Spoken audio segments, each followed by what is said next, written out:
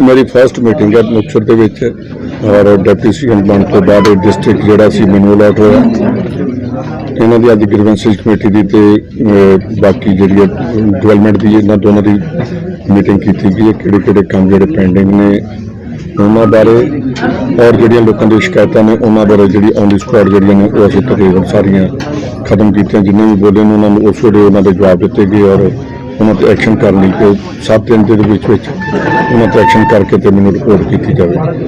ये मेन सी बाकी लोगों ने जिहड़ियां कोई डिमांड्स ने कि कई पिंडां दे विच कोई डेवलपमेंट दी गल्लां ने होर कोई वो सारा कुछ असीं जिहड़ा रोड्स दा तकरीबन एक्शन जिन्ने ने उन्हां सारे उन्हां दा एक 1 बाय 1 उन्हां दे जिहड़े जवाब दित्ते ने ते जिहड़े शिकायत करता सी उन्होंने सैटिस्फाइड किया कि तुहाडी जी कोई होर भी कंप्लेंट है कि उन्होंने चंडीगढ़ आके और बारे कर लिया जाएगा। जिवें तुहाडे सीवरेज की गल है जां होर कोई है मुक्तसर की और मलोड़ की उन्होंने कहा कि टाइम जो उन्होंने नाल लै लिया।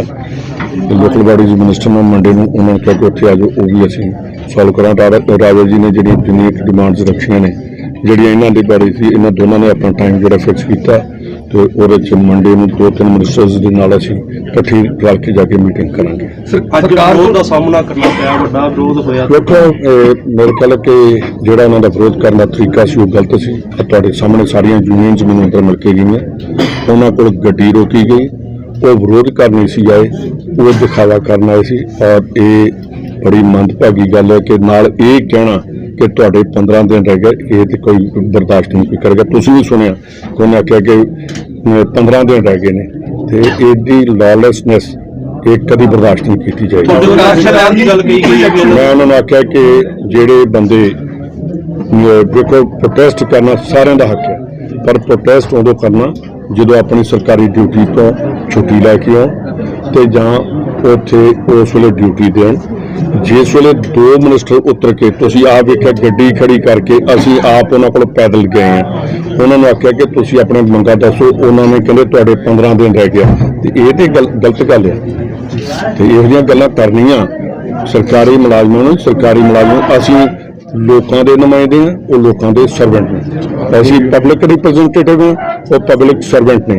तो जे इदां थ्रैट करना ये मेरा ख्याल बड़ी मंदभागी। और पहली बारी मैं देखा कि अज तक मैं जिथे भी गया कभी भी इदां दा इनडिसिपलिन जां ते अकाली दल के बंदे ने उन्होंने, क्योंकि बादलों नाल मेरा बहुत ज़्यादा प्यार है तो उन्होंने स्वागत करने भेजे होने, अपने वर्कर भेजे होने कि जे सरकारी मुलाजिम होंगे तो मेरा ख्याल वो कोई भी यही गल ना करते। नहीं वो तो हम पता करेंगे कौन ने कि अकाली ने कि आम आदमी पार्टी के ने, पर जिन्हें कि तुम देखिए उन्होंने मैंने इंप्लाई तो कोई भी नहीं लगा। 4 यूनियन मिल के गई ने, उपर मिले ने, किसी ने कोई गल की तुसीं विच आ जाना सी, उन्होंने गल की, उन्होंने सैटिस्फाइड गए ने। उन्होंने कहा जी आ साडे काम ने, मैं कहा तुसीं चंडीगढ़ आ जाओ, तुहानूं मैं मंत्रियों को टाइम दिता, मैं जे तुहाडी नहीं सैटिस्फैक्शन होगी तो फिर दोबारा मेरे को सैकंड फ्लोर तो मेरा ऑफिस है, मैं उत्थे दोबारा आ जाऊंगा।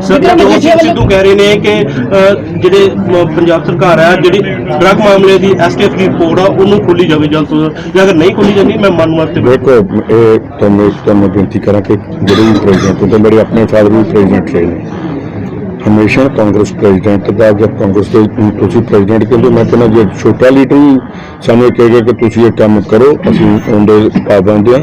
और साड़ी ड्यूटी बनती है कि अपने प्रधान से अपने जिला प्रधान से अपने ब्लॉक प्रेजिडेंटा ने जो किया, जो साड़ी सरकार ने वादे किए उन्होंने इंप्लीमेंट करांगे। बयान दिता गया कि सारे विधायकों को मैं चुप रहने कहा गया, चोण जाब्ते तो बाद पत्ते खोलांगे।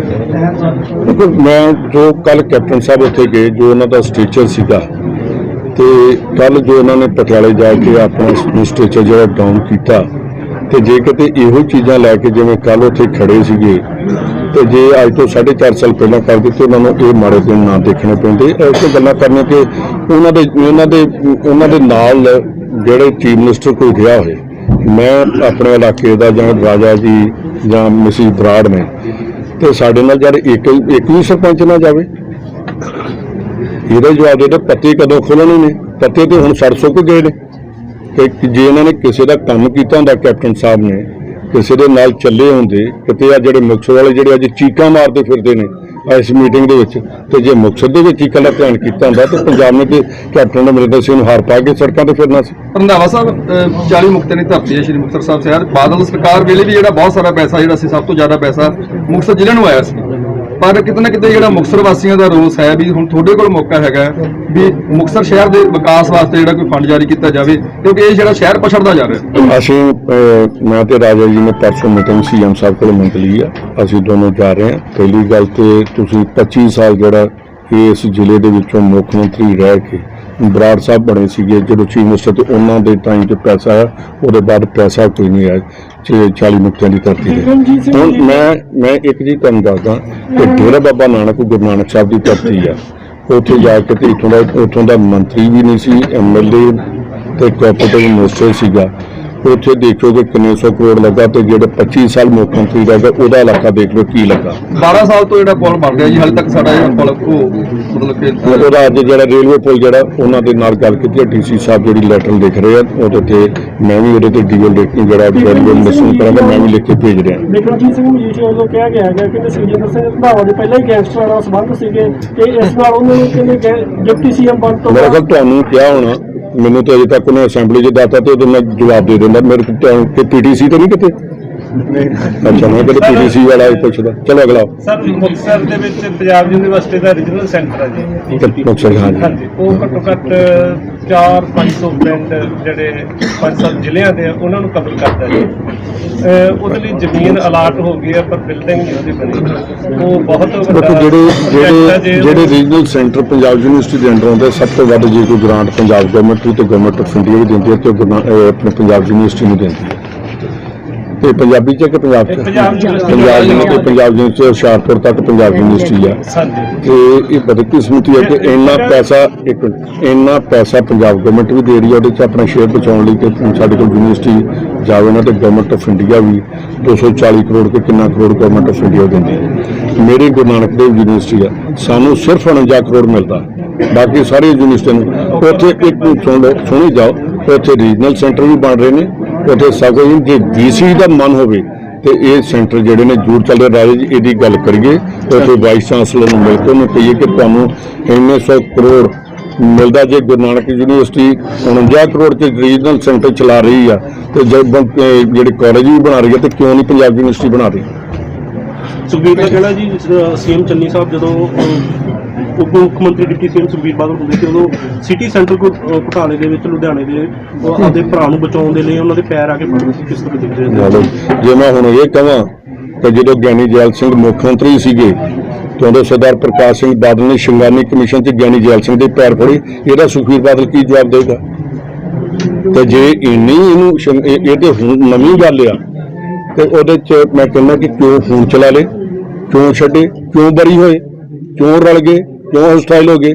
ਤੇ ਜਿਹੜੇ ਇਹਨਾਂ ਦੇ ਉੱਤੇ ਕੇਸ ਵਿਜੀਲੈਂਸ ਦੇ ਬਣੇ ਸੀ ਇਸ ਪਰਿਵਾਰ ਤੇ ਇਹਨਾਂ ਨੇ ਮੁੱਖ ਮੰਤਰੀ ਬਣਦਿਆਂ ਕਿਉਂ ਨਹੀਂ ਬਰੀ ਹੋਏ? ਕਿਉਂ ਸਾਰੇ ਜਿਹੜੇ ਸੀਗੇ ਗਵਾਹ ਸਾਰੇ ਮੁਕਰਾਏ ਇਹਨਾਂ ਨੇ? ਇਸ ਕਰਕੇ ਇਹ ਪਰਿਵਾਰ ਦਾ ਠੱਗੀਆਂ ਵੱਲ ਧਿਆਨ ਜਾਂਦਾ ਤੇ ਇਹਨਾਂ ਨੂੰ ਉਹ ਆਪਣੀਆਂ ਠੱਗੀਆਂ ਦੇਦੀਆਂ ਰਹਿੰਦੀਆਂ। ਤੇ ਮੈਂ ਇਹਨੂੰ ਇਹ ਪੁੱਛਣਾ ਚਾਹੁੰਦਾ ਕਿ ਆਪਣੇ ਪਿਤਾ ਜੀ ਨੂੰ ਪੁੱਛ ਕਿ ਸ਼ਿੰਗਾਨੀ ਕਮਿਸ਼ਨ ਜਦੋਂ ਬਣਿਆ ਸੀ ਤੇ ਉਸ ਵੇਲੇ ਗਿਆਨੀ ਜੈਲ ਸਿੰਘ ਨੇ ਕਿਉਂ ਇਹਨਾਂ ਕੀਤਾ? ਬਾਕੀ ਤੇ ਮੈਂ ਬਹੁਤ ਕੁਝ ਨਹੀਂ, ਕਿਉਂਕਿ ਵੱਡੇ ਬਾਦਲ ਸਾਹਿਬ ਦੀ ਮੈਂ ਰਿਸਪੈਕਟ ਕਰਦਾ, ਵਿਚਲੀਆਂ ਗੱਲਾਂ ਮੈਂ ਖੋਲ ਨਹੀਂ ਸਕਦਾ, ਕਿਉਂਕਿ ਮੇਰੇ ਪਿਤਾ ਜੀ ਆਪ ਉਸ ਵੇਲੇ ਮਿਨਿਸਟਰ ਸੀਗੇ। ਤੇ ਜੇ ਗਿਆਨੀ ਜੈਲ ਸਿੰਘ ਨੇ ਉਦੋਂ ਐਕਸ਼ਨ ਲਿਆ ਹੁੰਦਾ ਤੇ ਇਹ ਪਰਿਵਾਰ ਸ਼ਾਇਦ ਅੱਜ ਇਸ ਮੁਕਾਮ ਤੇ ਨਾ ਪਹੁੰਚਦਾ। ਮੈਂ ਗਿਆਨੀ ਜੀ ਦਾ ਇਸ ਕਰਕੇ ਮੈਂ ਕਰਦਾ ਕਿ ਉਹਨਾਂ ਨੇ ਕਿਹਾ ਕਿ ਸਾਨੂੰ ਪੋਲੀਟੀਕਲ ਜਿਹੜੀ ਆ ਵੈਂਡੇਟਾ ਨਹੀਂ ਰੱਖਣਾ ਚਾਹੀਦਾ। ਤੇ ਸਭ ਤੋਂ ਪਹਿਲਾਂ ਜੇ ਪ੍ਰਕਾਸ਼ ਸਿੰਘ ਬਾਦਲ ਨੇ 77 'ਚ ਜੇ ਕੋਈ ਕੇਸ ਬਣਾਇਆ ਸੀ, ਉਸ ਬੰਦੇ ਤੇ ਬਣਾਇਆ ਗਿਆਨੀ ਜੈਲ ਸਿੰਘ ਦੇ ਉੱਤੇ, ਉਹ ਕੇਸ ਇਹ ਬਣਿਆ ਸੀ ਕਿ ਜੇ ਤੁਸੀਂ ਮਟੌਰ ਸੈਸ਼ਨ 'ਚ ਲੋਕਾਂ ਨੂੰ ਕਿਹਾ ਕਿ ਪੈਸੇ ਦਿਓ ਕਾਂਗਰਸ ਦੇ ਸੈਸ਼ਨ 'ਚ, ਤੇ ਇਹ ਜਿਹੜੀਆਂ ਚੀਜ਼ਾਂ ਨੇ ਇਹਨੂੰ ਛੱਡੋ, ਇਹ ਪਰਿਵਾਰਕ ਦੀ ਫੋਟੋ।